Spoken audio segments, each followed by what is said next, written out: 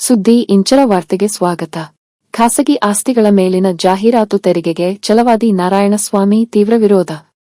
ಬೆಂಗಳೂರು. ಖಾಸಗಿ ವ್ಯಕ್ತಿಗಳ ಆಸ್ತಿಯಲ್ಲಿ ಪ್ರದರ್ಶಿಸಲಾಗುವ ಜಾಹೀರಾತುಗಳ ಮೇಲೆ ತೆರಿಗೆ ವಿಧಿಸುವ ಸರ್ಕಾರದ ನಿರ್ಧಾರಕ್ಕೆ ವಿಧಾನ ಪರಿಷತ್ ಸದಸ್ಯರಾದ ಛಲವಾದಿ ಟಿ ನಾರಾಯಣಸ್ವಾಮಿ ಅವರು ತೀವ್ರ ಆಕ್ಷೇಪ ವ್ಯಕ್ತಪಡಿಸಿದ್ದಾರೆ.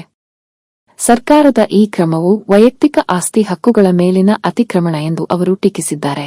ನೀವು ಸರ್ಕಾರದ ಆಸ್ತಿಗಳ ಮೇಲೆ ತೆರಿಗೆ ಹಾಕೊಳ್ಳೋದಾದ್ರೆ ನಮ್ದೇನು ಅಭ್ಯಂತರ ಇಲ್ಲ.